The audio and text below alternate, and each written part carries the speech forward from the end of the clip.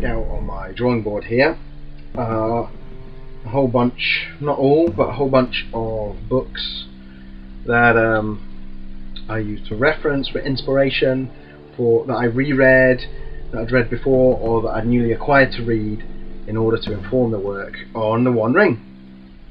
I'm going to try and go through these quite quickly. There's a lot of material here, and as I say, it's not everything, but I thought there's some quite interesting things to go through. The stuff that lies behind the design work, mostly on the playable cultures was the big thing. So first up, we've definitely got this ancient and battered copy of The Hobbit, which was a childhood favourite, still a favourite book. I actually prefer The Hobbit to Lord of the Rings these days.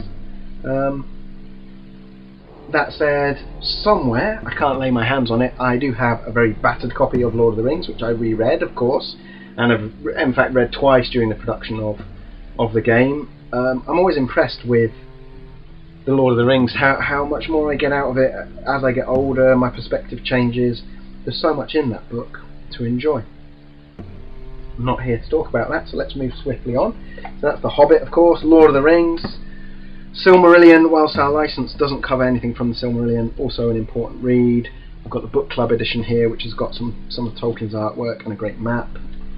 Other stuff, supporting stuff, Legend of Sigurd and Gudrun, well worth reading. Again, getting back to sort of Tolkien's roots and the Old English stuff and the poetic form, which leads neatly onto Beowulf and Grendel.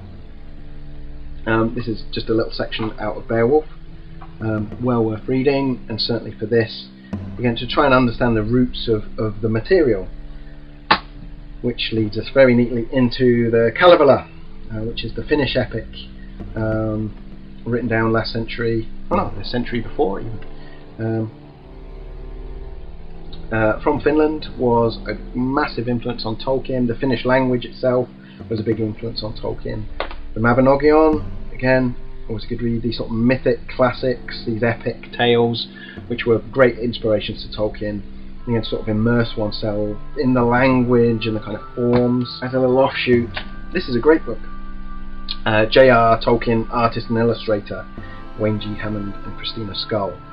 Very important, I felt, to go and look at Tolkien's own work, because there's been such a huge body of work created, and a great many of us are more familiar with the films even than the books. Part of the specific mission was not to be too influenced by the films, not to use imagery from the films, but create original imagery, and the best place to go to, I think, for that is the Professor himself. So that, I think, was really important for me, that one.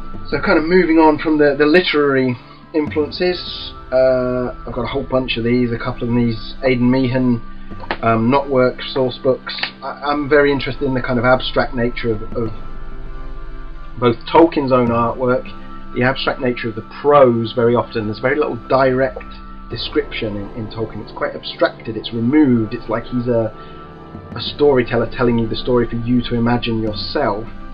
And I think there's a link into ancient forms of artwork, like Viking artwork, so-called Celtic artwork, that kind of thing. I had great fun looking at, this is Mongols, Huns and Vikings, and this is all stuff I have in my book collection already. There's a brilliant, I don't know how well this will come out on camera, but brilliant Viking Horde. They're all silver. Masterpieces of the British Museum, Sutton Hoo is there, Anglo-Saxon stuff, Sutton Hoo ship burial, that's so full of beautiful finds. In line with that, I used to work, as I possibly already mentioned, for Warhammer Historical, so just as part of the influences, if I can show some of my own work as influence on myself, is that even possible? The Age of Arthur by James Morris was a great book to work on. It's a Wargames rule book, but I provided all the internal illustrations, and this kind of Arthurian age was a big influence. You've got a lot of different cultures within the British Isles during this, Dark Ages is a poor term to use. Maybe early medieval would be a better term. But you've got a lot of different cultures meeting. You've got the beginnings of the Vikings, you've got Anglo-Saxons, you've got Romano-Britons, you've got, in inverted commas, Celtic peoples and indigenous peoples of the United Kingdom. And that was a great starting point for having different cultures living cheek by jowl who have an overall similar feel to the look of it, but are differentiated, and that was very helpful. Shield Wall was the first book I worked on for Warhammer Historical. Great painting by Giuseppe Rava on the cover, but I did a lot of pencil work for the internals.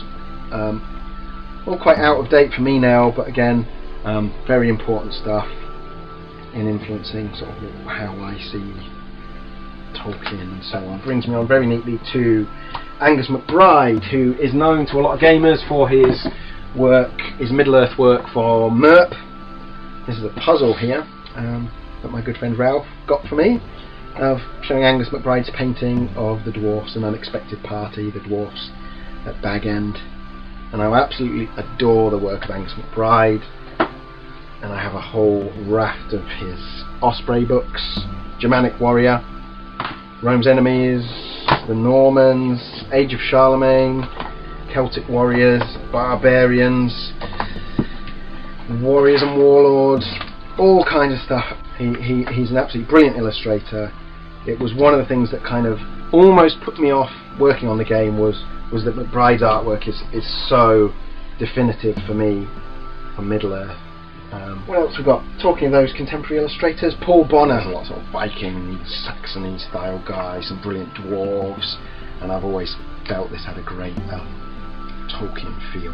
I first came across his work on the cover of The Book of Three by Lloyd Alexander, which, going back many years now, that was one of the first fantasy books I read. Kalevala, which I mentioned earlier on, had a series of paintings made for it by Alexi Galen Kalila, a Finnish painter, and if you get the chance to see the gallery of his work from the Finnish epic, the Kalevala, if you get a chance to see it, it's in Helsinki. I've been, it's absolutely beautiful, and he's a kind of turn of the century, just pre-turn of the century, late 1800s, early 1900s painter and illustrator, and I think he's well worth looking at.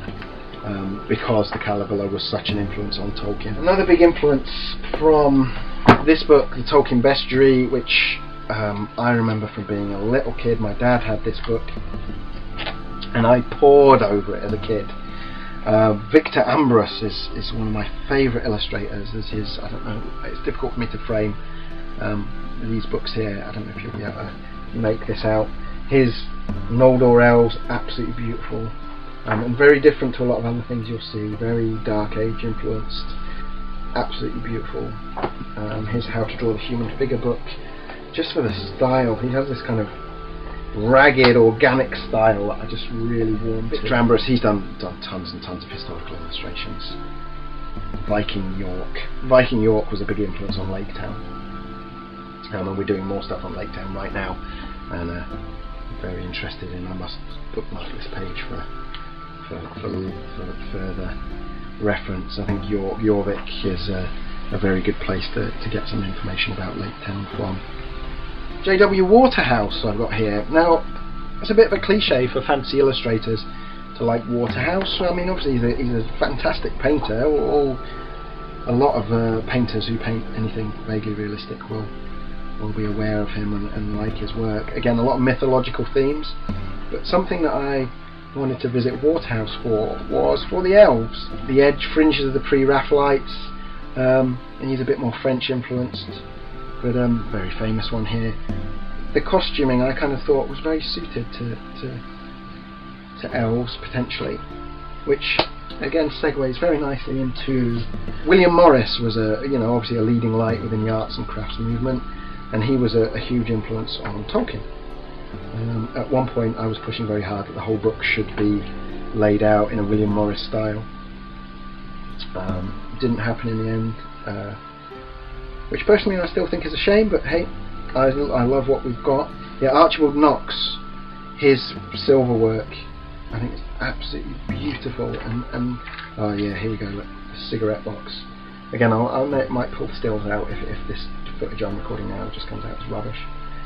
There's a lot of, it's not work, but it's slightly different. It's a Victorian view of not work.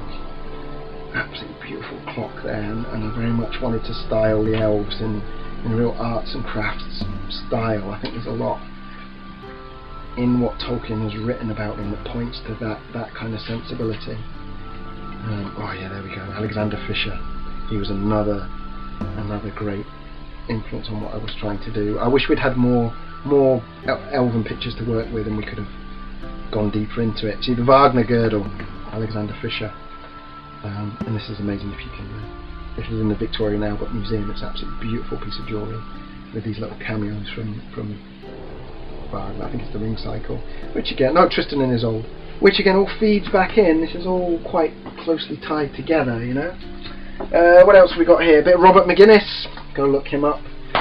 The Silver Arm by Jim Fitzpatrick. I mean, great stuff. Again, with the sort of knot work and the stylization to try and maybe reflect something of the stylization of the text. I mean, simple, just textbook stuff. A medieval fortress. And while we didn't go for a medieval look, this is a great book for inspiration. For landscape. It's got some great photographs of fortresses. We're working on the principle that fact is often stranger than fiction. Ancient buildings and so on aren't necessarily built the way you would think most obvious. Look, there's some fantastic Slavic fortresses here that I think are really good to dip back into. These early kinds of fortifications, all these kind of Motte and Bailey and hill forts and all that kind of thing, I think works well. Yeah, this kind of thing. You know, trying to base things in reality and look at real things and take wide influences from a specific period and a specific feel. What I've got here, a Sami cup. At one point, the Men of Mirkwood, which I'm sure we'll talk about later, I've muted a kind of stronger Sami influence, which I've done some research. I've been away in the Highlands and been to a reindeer farm recently, and there was a lot of information about the Sami there, and I've sort of hit on a few ideas which I would like to put back into things if we can. So yeah, beautiful birch Sami cup. What else have I got here? Oh, the radio play of The Lord of the Rings, which was a kind gift from my friend Andy Hepworth, who's a fantastic artist. And this was great to listen to if you're a fantasy fan like me and you've watched the movies over and over and over. I had to kind of expunge those. I didn't watch them for like 18 months. I got to a point in the creative process where I could feel like I could watch them again without being unduly influenced. So the radio play was just great to be able to listen to while I was working and be a different take on the story. And I've got piles and piles of sketchbooks here that I've laid out. That there's a whole ton of drawings that went into this, lots of orc designs. We might revisit a lot of this stuff. Because we were starting from a clean slate, we wanted to do our orcs, and orcs, as I've spoken about in another video online, have become quite debased. I think orcs are quite funny now, and trying to work just from the text and towards something genuinely frightening was a key mission. So there we go. So that's a bit of an overview of some of the influences of my huge collection of books, art books, and literature and reference books, and hopefully that gives you a little bit of an idea of the sort of depth we went into with this, because we took it very seriously indeed.